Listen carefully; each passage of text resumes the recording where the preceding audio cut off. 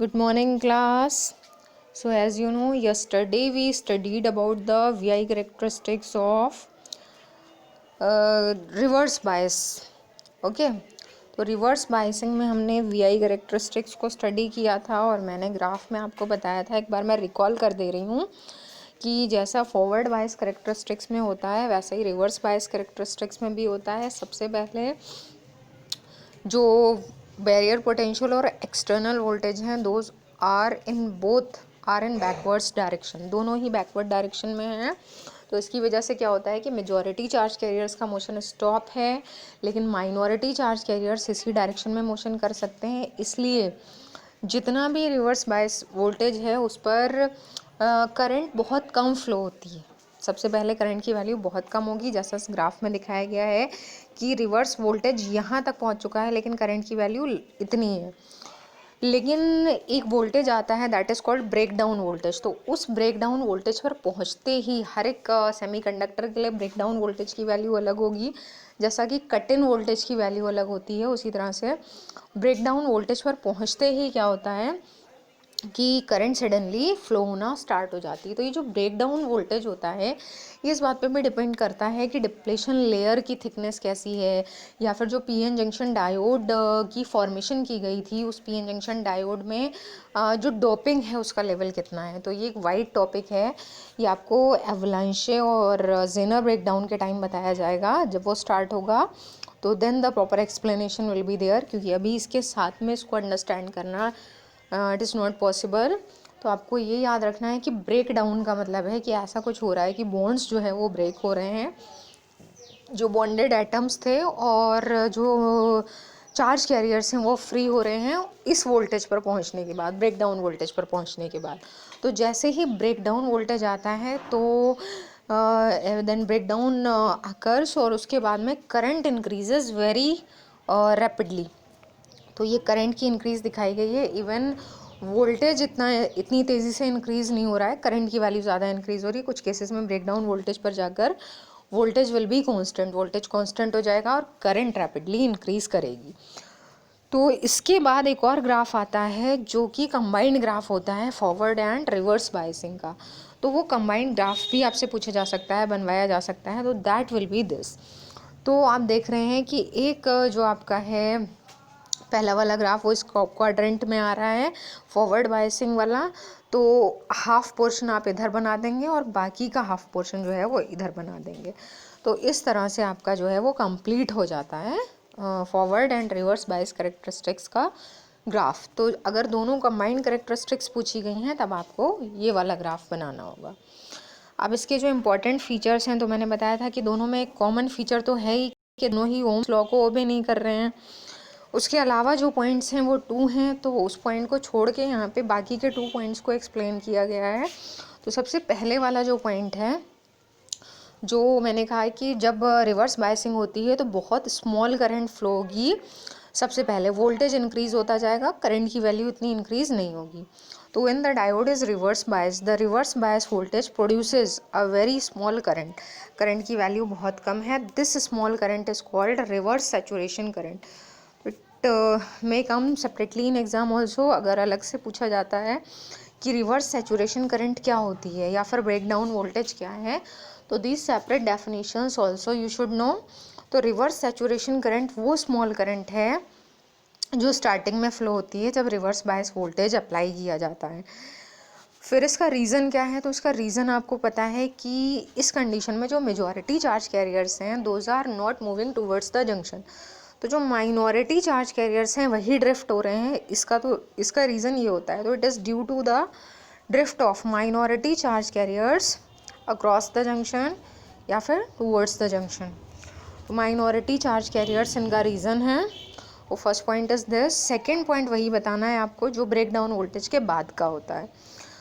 तो when the reverse voltage across the PN junction reaches a sufficiently high value, तो जब reverse voltage एक high value तक पहुंच जाता है तो reverse current suddenly increases to a large value. तो यही जो हाई सफिशेंटली हाई वैल्यू होती है रिवर्स वोल्टेज की, जो मैक्सिमम वैल्यू है at which break down occurs, this is called Zener breakdown voltage और पीक इनवर्स वोल्टेज। उसका नाम जेनर ब्रेकडाउन वोल्टेज या फिर पीक इनवर्स वोल्टेज होता है। It depends on the it depends on the dopant density. This word is dopant. It depends on the dopant density and the depletion layer. Depletion layer की thickness कितनी है इस बात पे डिपेंड करता है, और लेवल ऑफ डोपिंग कितना है इस बात पे डिपेंड करता है ब्रेकडाउन वोल्टेज। तो ये आपको टॉपिक जो है this is up to this point. Okay, उसके बाद हमारा नेक्स्ट टॉपिक स्टार्ट हो रहा है rectifier. So topic rectifier stands for what. Rectifier क्या होता है, रेक्टिफिकेशन का प्रोसेस क्या है, कैसे वर्क करता है। तो जो पीएन जंक्शन डायोड है उसका एक यूज़ ये भी है कि वो रेक्टिफायर की तरह यूज़ किया जा सकता है। तो अभी आप पीएन जंक्शन डायोड में ये स्टडी करके आए हैं कि पीएन जंक्शन को डायोड को यूज़ करने के दो तरीके हैं, फॉरवर्ड बायसिंग और रिवर्स बायसिंग, जैसा भी हम बैटरी के साथ में कनेक्शन करते हैं। तो अगर हमने बैटरी के साथ में कनेक्शन किया है पी पॉजिटिव और एन नेगेटिव, तो उसी कंडीशन में क्या होता है कि करंट फ्लो होती है जंक्शन डायोड में पॉजिटिव डायरेक्शन में, P side to N side. उस करंट की वैल्यू बहुत ज़्यादा होती है, उसको मिली एम्पियर में मेज़र करते हैं। लेकिन अगर हम रिवर्स बायसिंग लगा देते हैं तो रिवर्स बायसिंग की कंडीशन में करंट की वैल्यू जो है दैट इज़ वेरी स्मॉल, बहुत कम करंट होती है और लगभग माइक्रो एम्पियर में मेज़र की जाती है। तो इसका मतलब जो पीएन जंक्शन डायोड है वो एक ही डायरेक्शन में वर्क कर रहा है, और किस डायरेक्शन में वर्क कर रहा है, फॉरवर्ड बायसिंग में। फॉरवर्ड बायसिंग में उसका जो रेजिस्टेंस होता है वो बहुत कम होता है और करंट की वैल्यू हाई होती है, जबकि रिवर्स बायसिंग में जो रेजिस्टेंस है वो हाई हो जाता है और करंट की वैल्यू कम हो जाती है। तो ये जो unidirectional property of current है पीएन जंक्शन डायोड के लिए कि वो एक ही डायरेक्शन में करंट को फ्लो कराता है, दूसरी डायरेक्शन में नहीं। तो यही प्रॉपर्टी इसकी अप्लाई की जा सकती है एसी को डीसी में कन्वर्ट करने में, क्योंकि पता है आपको कि एसी जो है वो डायरेक्शन को चेंज कर सकती है। एसी की डायरेक्शन लगातार चेंज होती है, वेरी करती है, जबकि डीसी जो है that flows always in one direction. तो अगर हमें एसी को डीसी में कन्वर्ट करना है तो जो हम तरीका यूज़ करेंगे, जो हम डिवाइस यूज़ करेंगे that will be the PN junction diode. तो अगर हम एसी और डीसी के बीच में पीएन जंक्शन डायोड का यूज़ कर देते हैं एसी के आगे, तो एसी के जो पोर्शंस हैं डिफरेंट डायरेक्शन वाले वो कट जाएंगे और सिर्फ एक ही डायरेक्शन में करंट मिलती है that will be DC. Okay, तो इसी डिवाइस को बोलते हैं रेक्टिफायर, और ये जो प्रोसेस है एसी को डीसी में कन्वर्ट करने वाला, ये प्रोसेस कहलाता है रेक्टिफिकेशन। तो सबसे पहले डेफिनेशन आपको लिखनी होगी। तो the process of converting AC into DC is called rectification. Process कहलाता है rectification and the device used for this process is called rectifier. जो डिवाइस यूज़ की जाती है वो क्या कहलाती है, रेक्टिफायर। ठीक है, अब प्रिंसिपल किस तरह से वर्क करता है, तो ये जैसा मैंने आपको अभी बता भी दिया है, लेकिन एक बार और once again I'm recalling this कि PN junction diode is when it is forward biased। जब PN junction diode forward biased होता है तो it offers less resistance and a current flows through it. But when it is reverse biased, लेकिन जब ये reverse biasing में होता है तो it offers high resistance and almost no current flows through it, और इससे कोई भी करंट फ्लो नहीं होती है। This unidirectional property of a diode enables it to be used as a rectifier. तो यूनिडायरेक्शनल प्रॉपर्टी है इसकी और इसी वजह से इसको यूज़ कर सकते हैं रेक्टिफायर की तरह। तो पीएन जंक्शन को दो तरीके से यूज़ करते हैं, दो टाइप के रेक्टिफायर होते हैं, तो हाफ वेव रेक्टिफायर और दूसरा फुल वेव रेक्टिफायर। तो जो हाफ वेव रेक्टिफायर है उसमें जो करंट का अमाउंट होगा वो कम होगा, क्योंकि इसमें सिर्फ हाफ जो साइकिल्स हैं वो ही जो है एज आउटपुट मिलती हैं, और जो नेगेटिव वाली साइकिल है that will be cut down. जबकि जो फुल वेव रेक्टिफायर है उसमें जो करंट का अमाउंट होता है, जो आउटपुट की वैल्यू होती है वो ज़्यादा होती है। तो दोनों की वर्किंग हम यहाँ पर देख लेंगे। तो सबसे पहले junction diode as a half wave rectifier. तो सबसे पहले जंक्शन डायोड को हाफ वेव रेक्टिफायर की तरह how it is used we will see this. तो इसका डायग्राम जो है वो एक बार मैं बता दे रही हूँ। डायग्राम यहाँ पर शो किया गया है, दिस इज़ द डायग्राम। अब रेक्टिफायर का पूरा जो अरेंजमेंट है, जो उसका फॉर्मेशन किया जाता है, उसको यहाँ पे दिखाया गया है। तो क्योंकि एसी को डीसी में कन्वर्ट करना है तो यहाँ पर इस वाले रीजन में जो आपको ये दिख रहा है यहाँ पर ट्रांसफॉर्मर का यूज़ किया गया है। तो आप देख रहे हैं कि ये इस साइड में यहाँ पर इनपुट प्रोवाइड किया जा रहा है, ये लिखा है एसी सप्लाई। ये जो है प्राइमरी कॉइल है जिसमें नंबर ऑफ टर्न्स आप देख रहे हैं ज़्यादा हैं। ये इधर आपकी सेकेंडरी कॉइल है और ये ट्रांसफॉर्मर का सिंबल है जो बीच में लगा रखा है। अब इधर हमें यूज़ करना है कन्वर्ट करने के लिए डायोड का।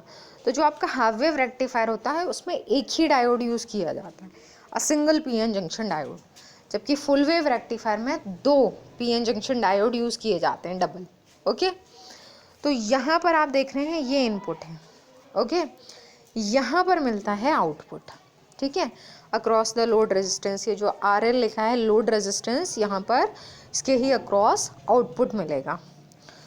तो सबसे पहले आपने देखा कि यहाँ पर जब AC सप्लाई की जाती है तो AC सप्लाई करने के बाद में ये इनपुट है और यहाँ पर सिंबल बना है पीएन जंक्शन डायोड का, ये P पॉजिटिव और N नेगेटिव।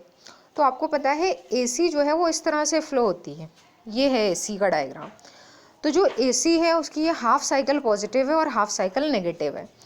तो जब AC यहाँ पर फेड किया जाता है इनपुट इसको, तो इनपुट फीड कराने के बाद में ये पहली वाली जो पॉजिटिव हाफ साइकिल है उसके लिए क्या होता है कि जब यहाँ पर हाफ साइकिल A वाले पॉइंट पर पॉजिटिव हाफ साइकिल आती है, साइकिल का पॉजिटिव वाला पार्ट आता है, तब क्या होता है आपको पता है कि जो जंक्शन डायोड है ये सिर्फ पॉजिटिव डायरेक्शन में ही करंट को फ्लो करा सकता है। तो जैसे ही पॉजिटिव हाफ साइकिल यहाँ पर आती है तो पॉजिटिव हाफ साइकिल को ये इस वाले इनपुट को ये एक्सेप्ट कर लेगा, P पॉजिटिव एंड नेगेटिव, और करंट जो है वो फ्लो हो जाती है किस डायरेक्शन में, इस डायरेक्शन में, जो कि फॉरवर्ड डायरेक्शन होती है। ओके, तो इस कंडीशन में ये जो लोड है इसके अक्रॉस आउटपुट मिल जाता है। अब जब बात आती है बची हुई ये नेगेटिव वाली हाफ साइकिल की, तो जो नेगेटिव वाली हाफ साइकिल है उसके लिए क्या होता है, जो एंड A है वो नेगेटिव हो जाता है, और जब ये नेगेटिव होगा तो एंड A नेगेटिव होने से रिवर्स बायस हो जाता है पीएन जंक्शन, और उस कंडीशन में ये वर्क नहीं करेगा। तो जो नेगेटिव वाली हाफ साइकिल है उसका पार्ट कट हो जाता है। तो अगर इनपुट इस तरह का था, अगर ऐसा इनपुट था, तो आपको जो आउटपुट मिलेगा that is only this one, क्योंकि इसी डायरेक्शन में पीएन जंक्शन वर्क कर रहा है। जो नीचे वाला पार्ट है वो कैंसिल हो जाता है, तो आउटपुट की जो वैल्यू है वो इनपुट के कंपैरिजन में कैसी हो जाती है, आधी, हाफ हो जाती है। इसलिए इसको हाफ वेव रेक्टिफायर बोला जाता है। तो सबसे पहले इसका एक बार कंस्ट्रक्शन देख लेते हैं, वर्किंग अभी मैं फिर से एक्सप्लेन कर दूंगी। तो लेट्स सी द कंस्ट्रक्शन कि हाफ वेव रेक्टिफायर में क्या क्या होता है। It consist of a transformer, जो पहले पार्ट में आपने देखा, एक जंक्शन डायोड D है और एक लोड रेजिस्टेंस RL है। The primary coil of the transformer is connected to AC, primary coil को AC से कनेक्ट किया है, सेकेंडरी कॉइल को कनेक्ट किया है in series with the junction diode. तो आपने देखा यहाँ पर सेकेंडरी थी और उसको जंक्शन डायोड के साथ सीरीज में लेकर लोड रेजिस्टेंस जो लास्ट में है यहाँ कनेक्ट कर दिया है। We assume that the diode is ideal, diode ideal है, तो क्योंकि आपने देखा था कि इसमें पोटेंशियोमीटर का भी यूज़ किया गया था। तो it offers infinite resistance during reverse biasing. तो रिवर्स बायसिंग में ये इन्फिनिट रेजिस्टेंस लगाता है, कोई भी करंट फ्लो नहीं कराता है।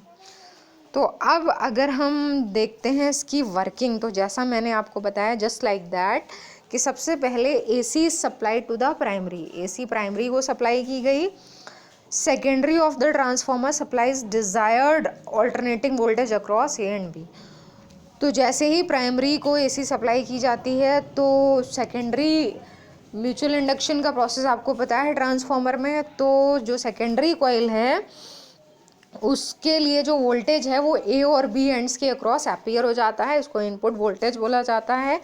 अब जो पॉजिटिव हाफ साइकिल है, जो ये AC का इतना पार्ट है, तो दिस पार्ट जो पॉजिटिव हाफ साइकिल है उसमें क्या होता है, एंड A, जो आपने ऊपर वाला एंड देखा था अभी, ये एंड A है, ये एंड B है, तो एंड A जो है दैट इज़ पॉजिटिव और जो नीचे वाला एंड B है वो नेगेटिव हो जाता है। तो नीचे एंड B जो है उसमें कोई डायोड अभी यहाँ है नहीं, तो उससे हमें कोई रिलेशन नहीं है। एंड A पॉजिटिव है, बस आपको ये देखना है, एंड A पॉजिटिव है तो क्या हो जाएगा, डायोड फॉरवर्ड बायस्ड, यहाँ इसको पॉजिटिव पार्ट मिलता है, वर्किंग स्टार्ट कर देगा।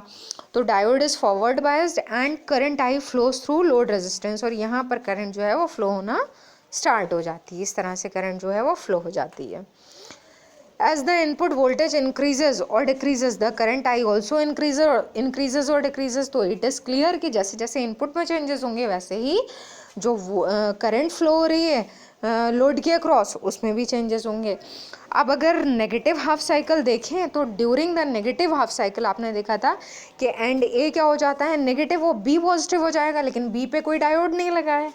तो जो एंड ए है उस पर जो डायोड लगा है वो एंड ए के नेगेटिव होने की वजह से किस में आ जाएगा, रिवर्स बायसिंग में, और उसका इन्फिनिट रेजिस्टेंस है रिवर्स बायसिंग के लिए.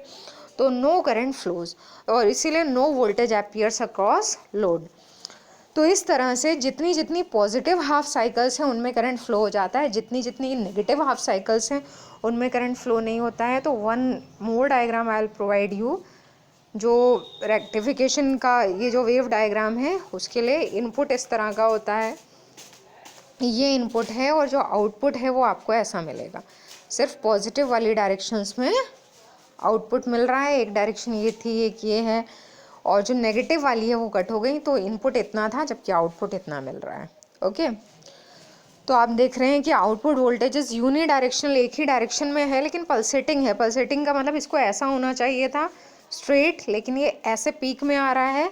तो इसके लिए भी आगे अरेंजमेंट है कि कैसे कन्वर्ट करेंगे पूरी तरह से डीसी में. This process is called half wave rectification and the arrangement is called half wave rectifier. उसकी वर्किंग यहाँ फिनिश हो गई है. ये वाला डायग्राम जो है आई विल प्रोवाइड यू. उसके बाद फुल वेव रेक्टिफायर स्टडी करते हैं नेक्स्ट टर्न से. Okay, thank you.